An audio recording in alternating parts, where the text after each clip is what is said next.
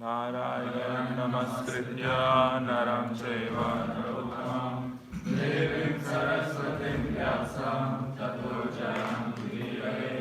Before reciting the Srimad Bhagavatam, which is very means of conquest, one should offer respectful obeisances to the personality of Godhead, and to Narayana Rishi, the supremest human being, and to Mother Saraswati, the goddess of learning, and to Srila Vyasdev, the author.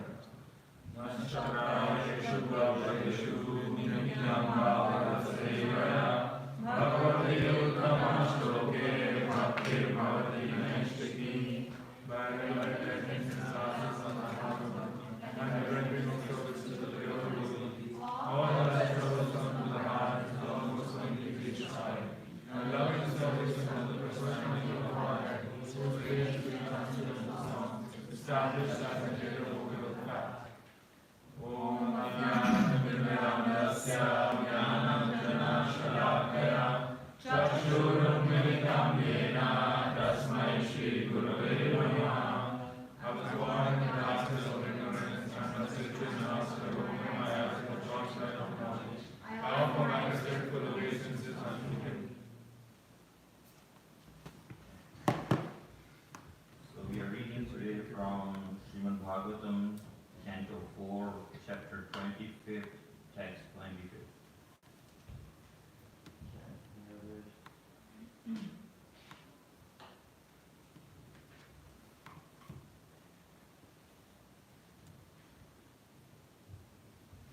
the text. Text 25.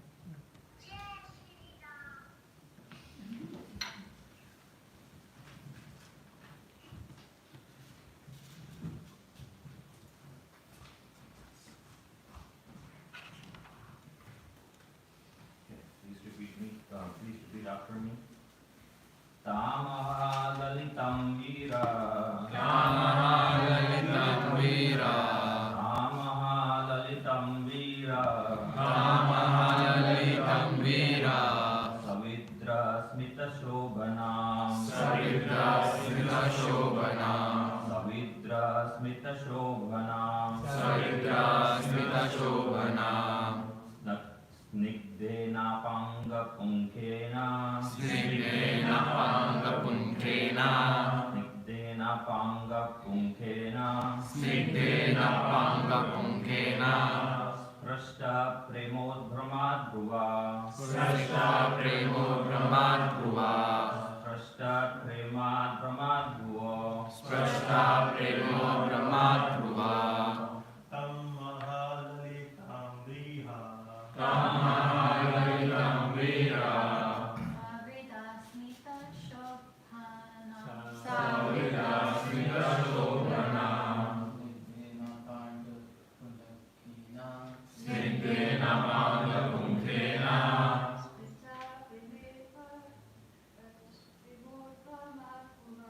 Sprashta premodbhramaad dhruva. Tamaha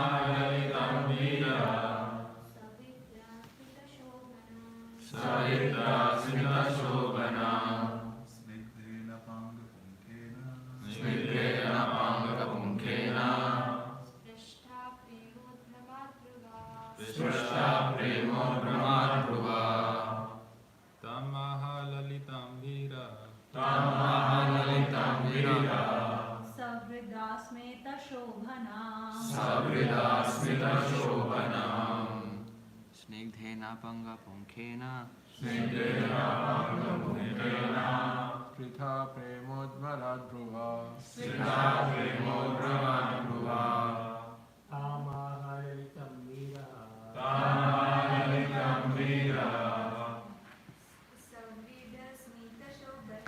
Savrida Smita Shobhanam Snigdhena Panga Punkhena Snigdhena Panga Punkhena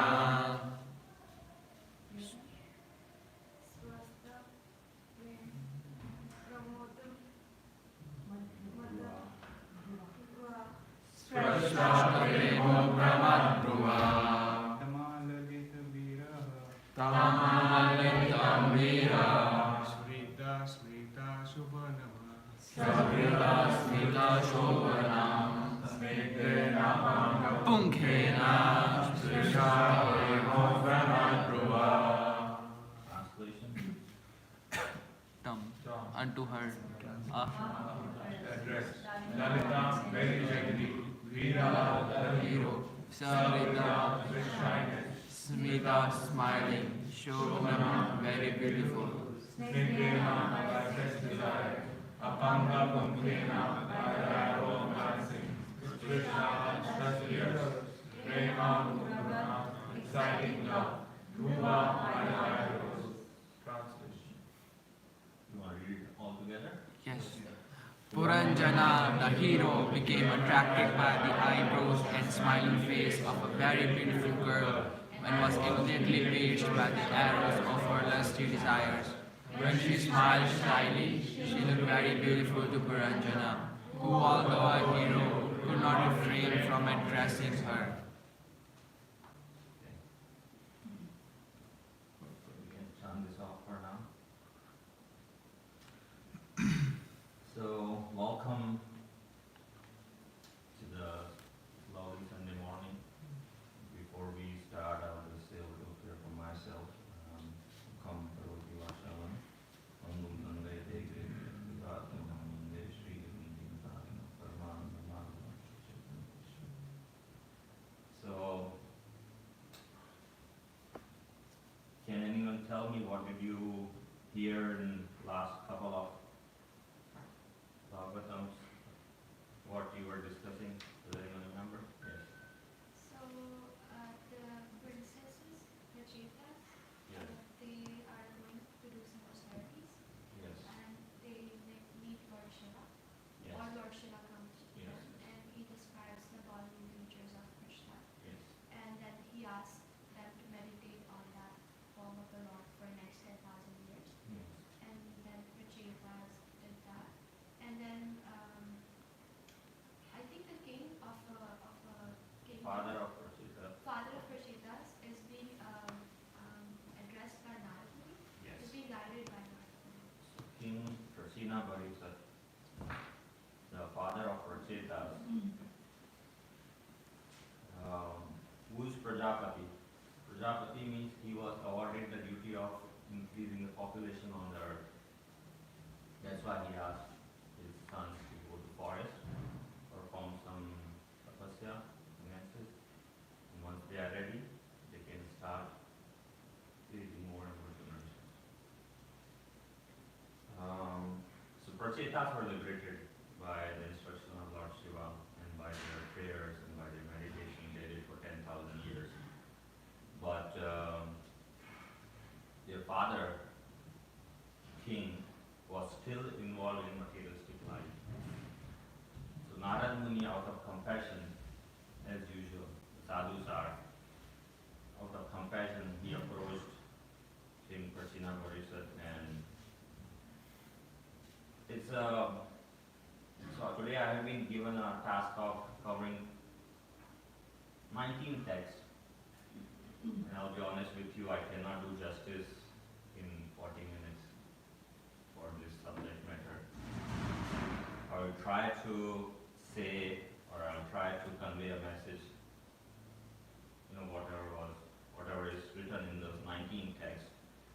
But I very strongly recommend you read the purpose of all those texts. Today.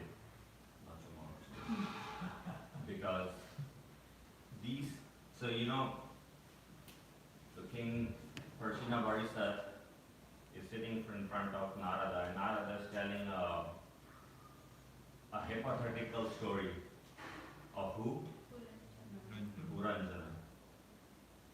And the story is the cryptid story. In all the verses that we will be reading today, there is a message, and we cannot understand message just by reading the text. There is a detailed explanation by Srila Prabhupada on each word, and each word that is in there. So I cannot go in details of each and every verses, but we will try to cover, starting with the position of Narada Muni and the position of king.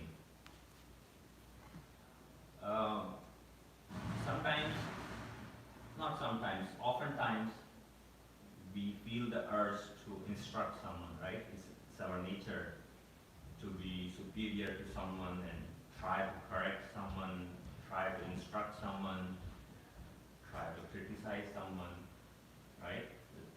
Do you feel this urge? Or at least there's an urge to notice the mistakes of others are doing. Yes? And that urge is something we cannot control. Right? Have you noticed this? Or is it just me? I have a huge pile of faults in me. It's in everyone, right? So the lesson to learn from us in this Puranjana Upakhyan, the Puranjan story, is starting from how Narad Muni, he knows the king is materialistically involved in his family life. He is entangled in his so-called kingly and kingdom and his family and his sacrifices. You read how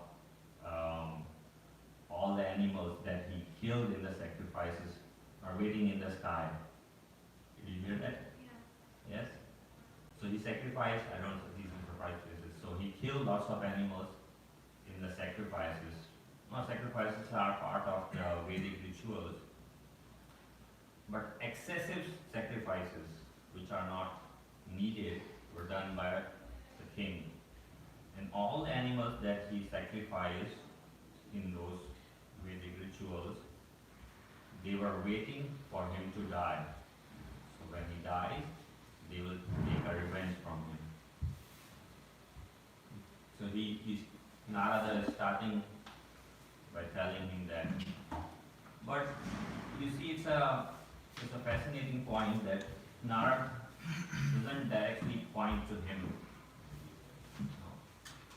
You are degraded, you are fallen, you are in Maya, you are blue. Right? We heard this verse. Prabhu, you are in Maya.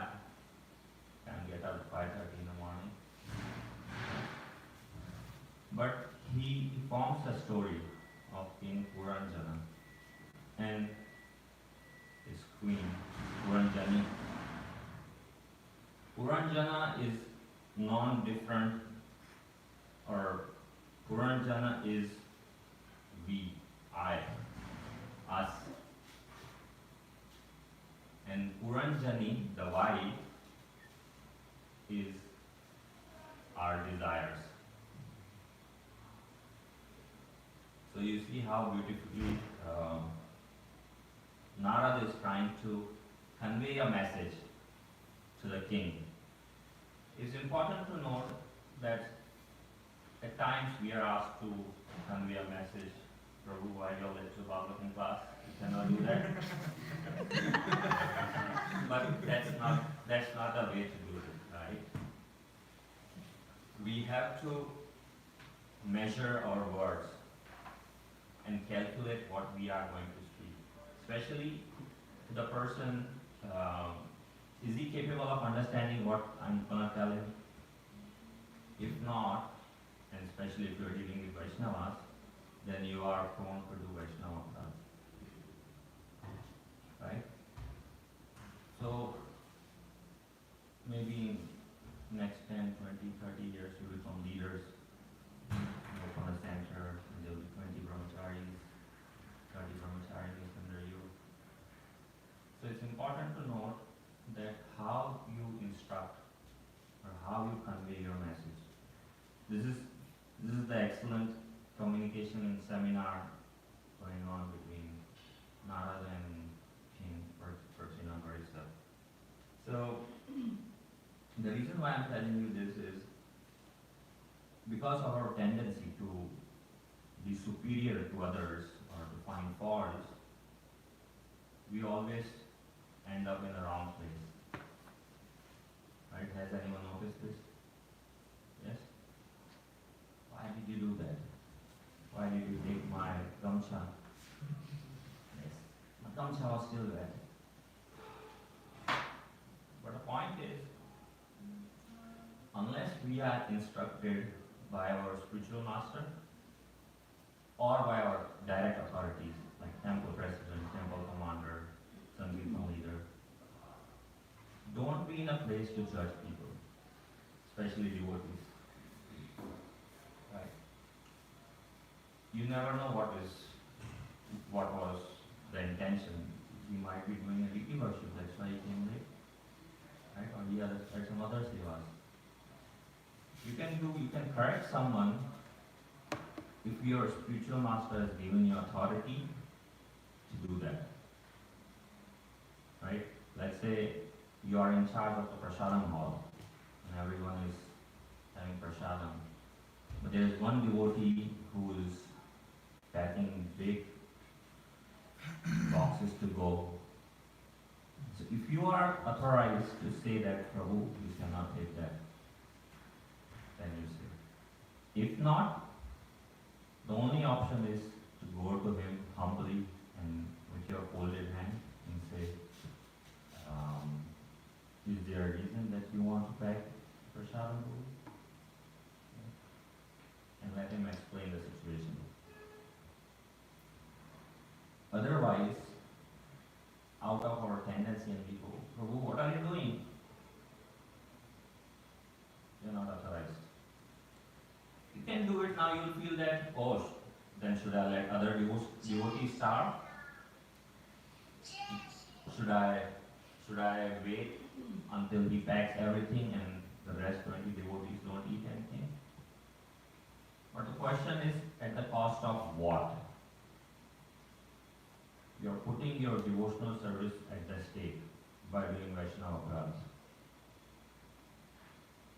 Doesn't make sense? So, that's why Narada Muni is a guru. He understands the position of a king who is already struggling in his material life. So he cannot simply say, get out, go to the forest, do tapasya, leave all his material activities. But he chose a story to tell and correlate that to the position of king. So here, today's verse, we are talking about a very familiar situation that happens in our material life, right? A boy or a man and a woman, they are talking, they are attracted to each other, and they are trying to materially enjoy each other, right? So the text starts with a hero. Who is the hero? Puranjana. Puranjana. He could not refrain himself to address the girl. Now, Srila Prabhupada gives a lot of details in the purport, so that's why I would say you go and read that. But few points that Srila Prabhupada makes is, one, we have two choices. One is to become a materialistic hero in our life, which means to impress a girl, to win her heart, to marry her, to live a great family life like a king, fulfill all the desires of the wife or the husband, and be a hero in materialistic life. In Srimad Bhagavatam, it is said that one of the symptoms of Kali Yuga is, or one of the symptoms of a person in Kali Yuga is that he or she will be able to manage the household. And they will think he is a hero because he can manage his household. Right? These are the symptoms of the mentality of Kali Yuga people. If they see someone is very happily situated in a materialistic life, as a family man, they will think he is a hero. But Srila Prabhupada says the actual hero is Goswami, one who controls senses, and the urges to talk to women, the urges to indulge in sex life, as Srila Prabhupada says, women with women or with men, vice versa. So Prabhupada also gives a few examples. However great hero may be in the material world, he can be immediately conquered by the lumps of flesh and blood known as the breast of women. In the history of material activities, there are many examples, like the Roman hero Antony, who became captivated by the beauty of Cleopatra. I don't know the Roman history, but so Prabhupada is giving us an example. And he quotes an Indian example saying Bajirao was a victim of a woman during Maharashtrian politics and he was defeated. So there are innumerable examples. I think there are a few examples in Srimad Bhagavatam as well. There was a Muni who was doing tapasya under the water, I forgot his name, and he saw two fishes uniting and he was disturbed. So, and there are many more unlimited examples that you will come across. Sex life is the fundamental reason of our bondage in this material world. The attraction between male and a female that will keep us bounded here for unlimited number of births. There is no end to the cycle of birth and death. If we are attracted to the opposite sex. Prabhupada quotes a beautiful verse from Prema Vivarta. Krishna Bahirmukha Bhogavan Sakare Nikatastha Maya Tara Chapatiya Dare. You can turn this off if possible. So, Krishna Bahirmukha, forgetting Krishna, Jiva is trying to enjoy independently. Nikatastha Maya Tara Chapatiya Dare. Have you seen, I don't know what's the best example to give, but a cat hitting her paws, if you're around, chapatiya snatch you. Or has anyone been to Vrindavan? Raise your hand. Yes. Yes. Have you been to Loi Bazaar? Yes. With the specs? Yes. Yes. That's Maya. You never know when the Maya comes and snatches your glasses. Right? That's called Chapatiya. So the moment you forget Krishna, there is Maya standing next to you, offering you multiple, innumerable options to enjoy. Right? I wanted to read a few verses because it sets the tone for us. So the king is using, Puranjana, of course, Puranjana is a king. He was a king as well. He was in the pursuit of looking for a suitable land. Right? Did you hear that? He was looking for a beautiful land, a place to live. And with him there was his friend, Avijnat. Did you hear this yet? No? No? In the Bhagavatam? Previous Bhagavatam? No. Okay. So King Purajana was accompanied by his friend. His name was Avijnat. Avijnat literally means the unknown friend. And who is that unknown friend?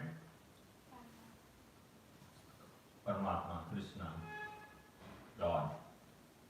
And so the king is looking for a place to live, and he found the southern territory of the Himalayas, that is the land of Bharatvarsh.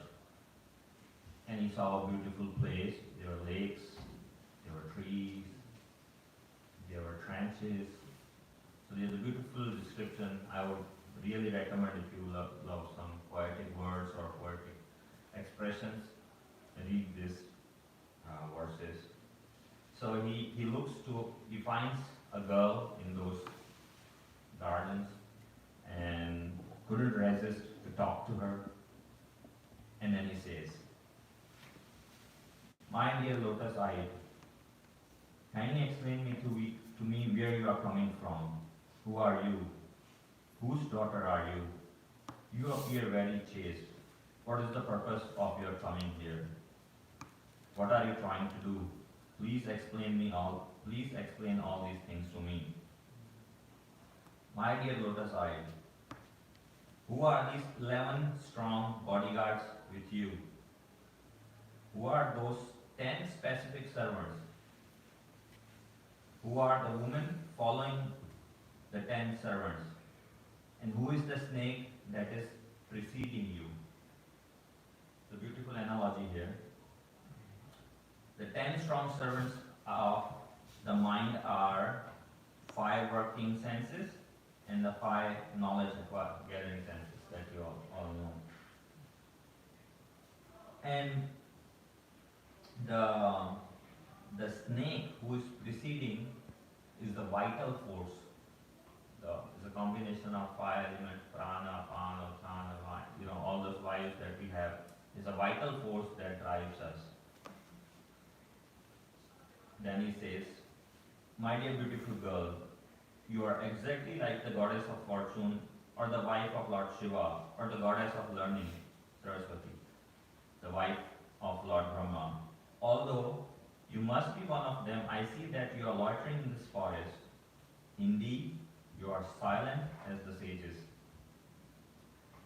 Is it that you are searching after your own husband? Whoever your husband may be, simply by understanding that you are so faithful to him, he will come to possess all opulences. I think you must be the goddess of fortune, but I do not see a lotus flower in your hand. Therefore, I am asking you where you have thrown that lotus." It's a flowery language that he is using, right? I mean, most of you are young in age. You have come across this language more often than us. So, how we try to impress the other or the opposite sex using flowery language. I'll bring the stars from you. The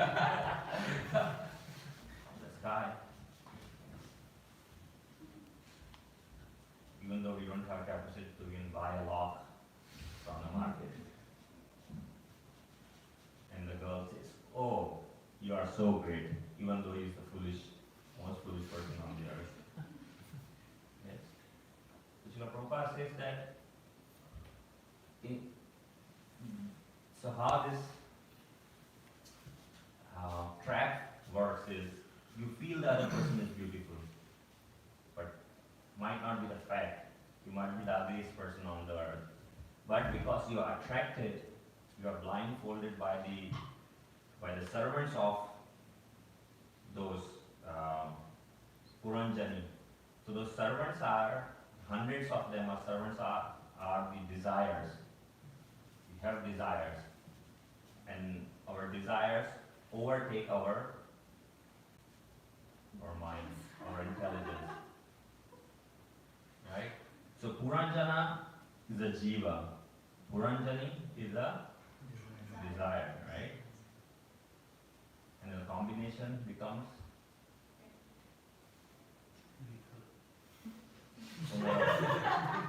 Punarapi jananam, punarapi maranam, punarapi janani jatare shayanam, iya sansare khalu dristvare kripaya pahe paramurare. Again birth, again death, cycle, unending cycle of birth and death. Are there good desires or bad desires? Like Puranjani, is she a good desire or bad desire? Here, let's read. So, we read how he's addressing Puranjani as Saraswati, Uma, or Lakshmi Devi. Now it says, "O greatly fortunate one, it appears that you are none of the women I have mentioned, because I see that your lotus feet are touching the ground. But if you are a woman of this planet, you can, like the goddess of fortune, who, accompanied by Lord Vishnu, increases the beauty of Vaikuntha planets, also increase the beauty of this city by associating with me. You should understand that I am a great hero and a very powerful king on this planet. So he understood that she is not a goddess because her feet were touching the ground. So whenever you find someone who is above the ground, he's not from this planet. Right? That's a way to learn. But that's how the demigods are. Whenever they come here, they don't put their feet on the ground. They can stay aloof from the earth. And then finally proposes. Would you like to associate with me?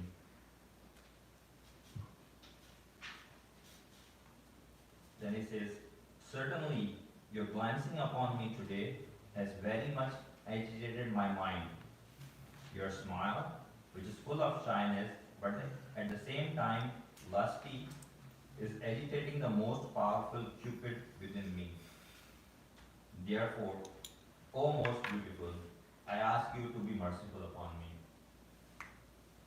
So his plan and proposals are still continued. So Prabhupada speaks of the desires, how they are awakened. As soon as we have a teeny little desire to enjoy it, and we see an opportunity with the opposite sex, so immediately Kamadev, he shoots the arrow. You cannot see that, but that pierces our heart, and our mind is again more and more covered by the desires. These attractive sense objects oblige one to come under the control of a woman. In this way, the conditional life of living entity begins. Conditional life means being under the control of women or men. Certainly, the living entity is always at the mercy of a woman or a man. Thus, living entities live in a bondage to one another, and they continue this conditional material life illusion by Maya. Isn't this our story? Yes. Or if not, then it will be your story soon. Not so far. So. Yes. If this hasn't happened with you, this is a caution. How things will come to you. My dear girl, your face is so beautiful with your nice eyebrows, your eyes with your bluish hair scattered about. In addition, a very sweet sound are coming from your mouth. Nonetheless, you are so covered with shyness that you do not see me face to face. I therefore request you, my dear girl, smile and kindly raise your head to see me. So Prabhupada, I would love to read this. Such speech is typical of a living entity attracted by the opposite sex. This is called bewilderment, occasioned by becoming conditioned by the material nature. So you see how things fold, right? So this was how Puranjana was trying to request or trying to win Puranjani using his words, flowery language. So the girl, even when you see that he mentioned that Puranjani was already looking at Puranjan with some glances, so he could feel that what she intends. Usually we feel, right? I mean, I don't know what you, but when you talk to someone, you will feel that what person, the other person is trying to do, right? With the facial expressions or some smiles, some gestures. You can feel what are the intentions of other person, right? Do you feel that? Yes? So this is the same situation happening here. Now Narada is saying, my dear king, when Puranjana became so attracted and impatient to touch the girl and enjoy her, the girl also became attracted wise words, accepted his request by smiling. By this time, she was certainly attracted by the king.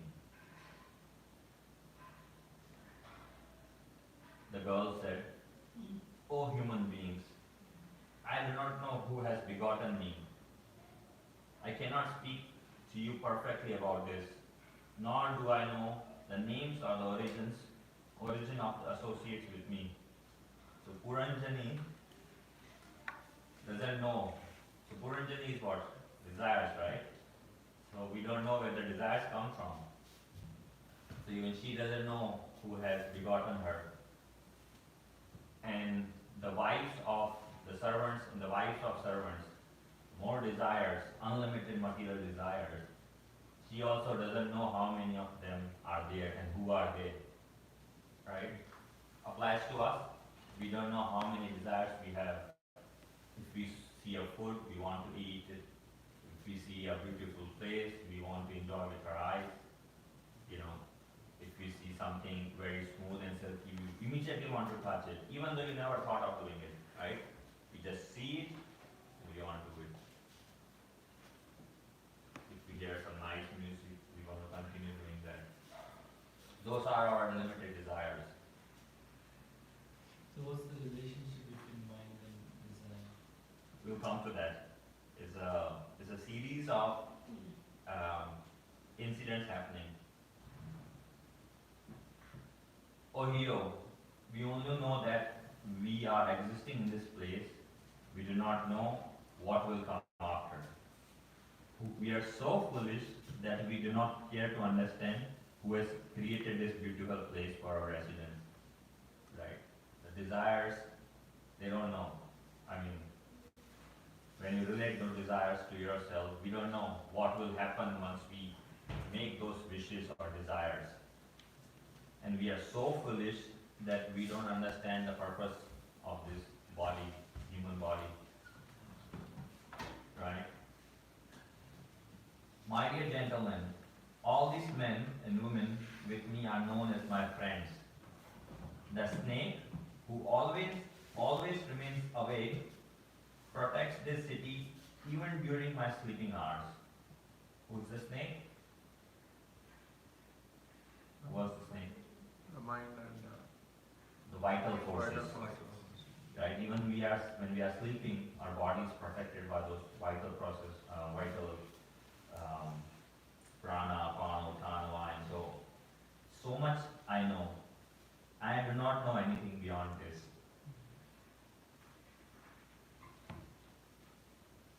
O killer of enemy, you have somehow or other come here. This is the great fortune for me. I wish all auspicious things to you, for you have a great desire to satisfy your senses. All my friends and I shall try our best in all respects to fulfill your desire. That's what our mind does, right? We desire something, our mind makes us do all the effort. You remember the story of Bilvamangal Thakur? Yes? How many of you know the story of Bilvamangal Thakur? Not all? Should I say it? Fine, it's okay. So Bilvamangal Thakur was a pious Brahmana, but eventually with the modes of material nature, actually there is a story. I should tell you the entire story. So Bilvamangal Thakur was a pious Brahmana. He was born in a Brahminical family, but as he grew older, he got married, and one good day, his friend took him to a prostitute. That was the beginning of his downfall. So choose your friends wisely. So the friend was an occasional visitor of that prostitute, but Bilvamangal Thakur was so attracted that he visited her every day. One day his father died, Bilvamangal Thakur's father died, and he finished the last rites and immediately ran to the prostitute. One day day it was raining so hard, there was a storm, and he had to cross a river. He took help of a floating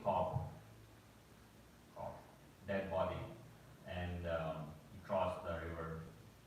Then the prostitute thought, no one is gonna come today, so she had locked the doors. Puran, Vilma Mangala, he climbed to the ceiling, and there was probably a window or something on the ceiling, and with the help of a snake, he got into the home. And the prostitute saw him, and she was like, how come you are here? It's raining, you can't walk out. How did you cross the river? Oh, there was a dead body. I thought it's a piece of wood. I took help of that dead body and I came here. And I was trying to get down. I thought there's a rope, but it was a snake.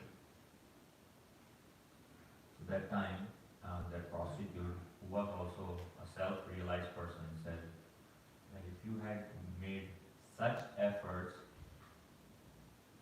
to achieve self-realization or pursue the path of God realization, you would have achieved God today.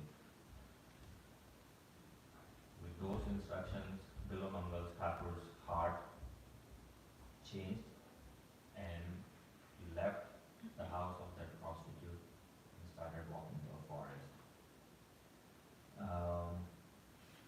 His desires were to serve Krishna, think about Krishna, and gradually involve in 100% Krishna consciousness. Eventually he came to a village where there was a Brahmin and Brahmana's wife who gave him the shelter, food, and everything that a traveler needs. But by looking at the wife of Brahmana, his old desires were reawakened. Yes? That happens sometimes with us also. Let's say if you give up eating food from a restaurant, or if you don't eat anything that's not cooked by devotees, and someone brings you a nice dish in a restaurant, maybe I should try today. Just today. So that happened, but he controlled his desires, Bilamangal Thakur. And he asked the wife of Brahmana, "Mother, can you do me a favor?" She said, "Yes. Can I borrow your hairpins?" And he poked his eyes. And he said, "These are the reasons of my material downfall. I don't want to have such things which will again make me fall, again bring my fall down. So I want to get rid of those." He poked his eyes, and since then he became blind. And the rest is a history. He walked to Vrindavan. He was born in Karnataka. Karnataka is southern India. And he walked all the way to Vrindavan, even though being blind, you can imagine. Krishna helped him in every foot, every step, every move that he made, supplied him with whatever he needed. And then he resided in Vrindavan for the rest of his life and wrote beautiful books, including Krishna Karnamrita, which was favorite of Chaitanya Mahaprabhu. But there is a past connection of Bilamangal. What happened to him?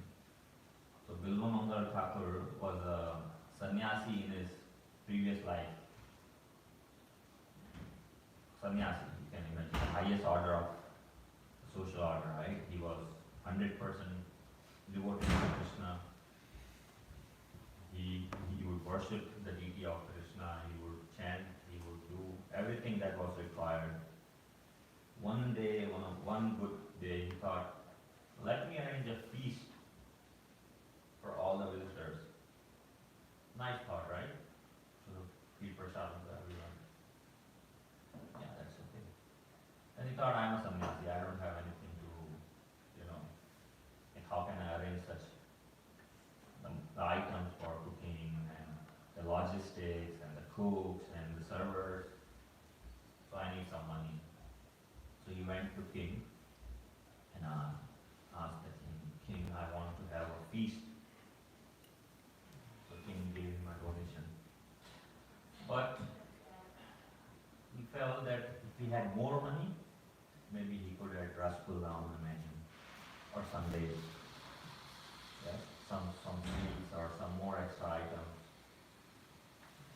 So he thought, if I go to king again, then it's not gonna help. So probably I should do something. So during that, I'm moving it fast and we don't have time. So during that, king's daughter, princess, had died. And Bilvamangala knew that she was buried in such a place and she had some valuables on her body. So he dug the grave of that princess, took the jewel out, covered the grave, sold the jewel, did a feast. And as a result of that, he has to take birth again. And for whatever amount of time he had to associate with prostitute, considering that it is fall down. So these are desires. How subtle the desires are. Even though you feel it's a good desire, right? Is to arrange a feast, to feed everyone prasadam. It's a spiritual desire, right? But how you fulfill that desire, that also matters. And those karma cycle will bind you to the material world. So, yes, that was Bilomangal Thakur and the prostitute. I will move quickly, so at least we can read the translation. My dear Lord, I have just arranged this city of 9 gates, Namadwarapuri, yes, our body, for you, so that you can have all kinds of sense gratification. You may live here for 100 years, and everything for your sense gratification will be supplied. This is Puranjani addressing to Puranjana. That king, the body, the place of 9 gates has been arranged for you, and you will be supplied with everything that you need. How can I expect to unite with others who are neither conversant about sex nor capable of knowing how to enjoy life, living after death? Such foolish persons are like animals because they do not know the process of sense enjoyment in this life and after the death. So Srila Prabhupada explains in this purport, in the social order, the Varnashram Dharma, there's only one ashram where you are allowed to have sex. That is Grihastha ashram. Now, the 3 ashrams, that means 75% of your life you are not allowed to have sex. So 25% you are only permitted with conditions. You have to follow Vedic conditions in order to have the sex life. So Prabhupada says that there are 2 types of paths, 2 ways which you can achieve the perfection. One is called Pravritti Marg, another one is called Nivritti Marg. So Nivritti Marg means you are totally detached and your sole purpose of life is attaining Godhead, attaining the service of Krishna. In that Pravritti Marg, sex is not permitted altogether. Sorry, in the Nivritti Marg, the sex is not permitted altogether. And Srila Prabhupada also says that devotees follow the Nivritti Marg. The Pravritti Marg follows the Varnashram Dharma. So again, 75% of the time you are not allowed to indulge in sex. But when you are Grihastha, you are allowed with certain conditions. The Pravritti Marg is very slow, but the Nivritti Marg is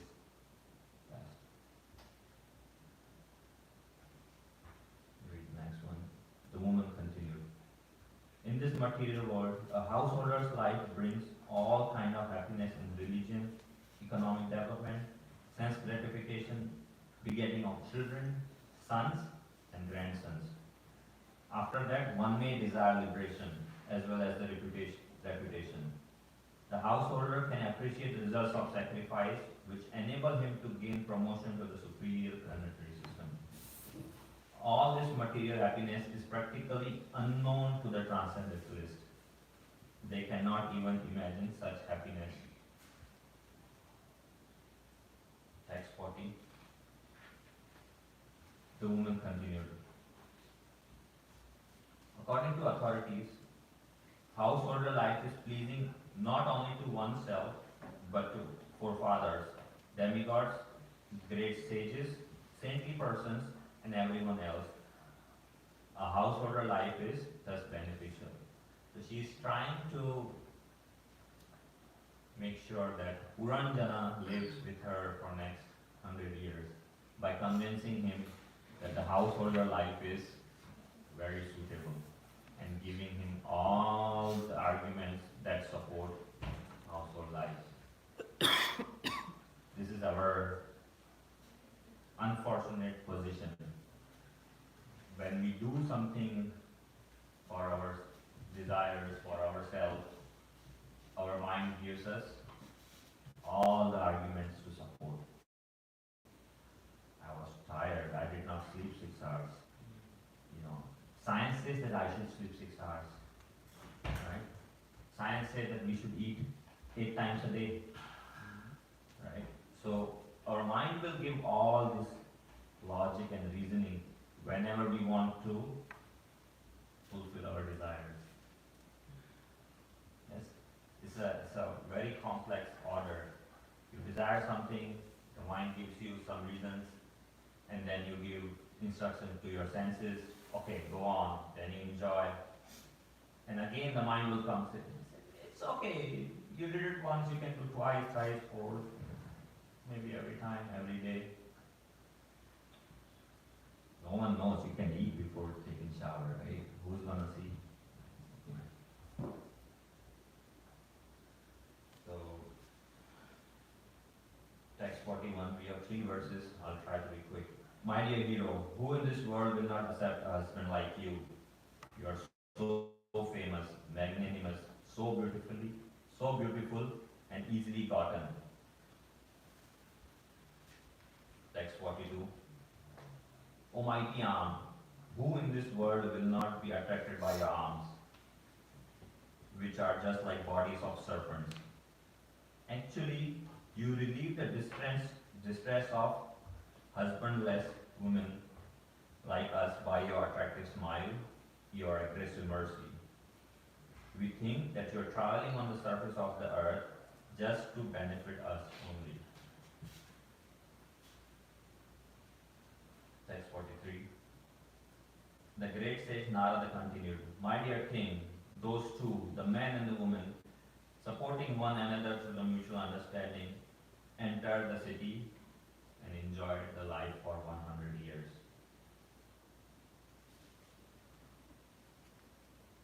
Many professional singers used to sing about the glories of King Puranjana and his glorious activities.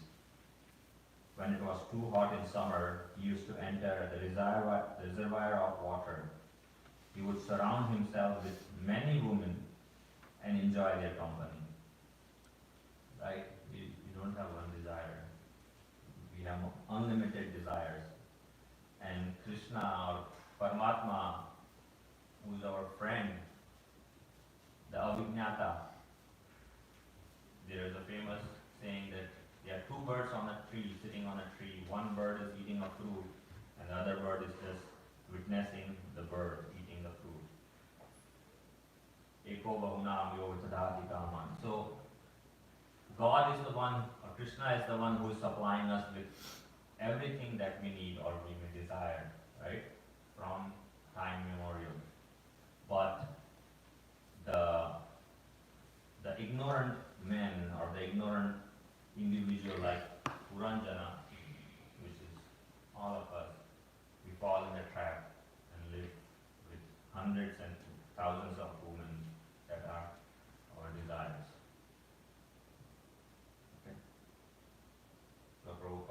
Prajapati.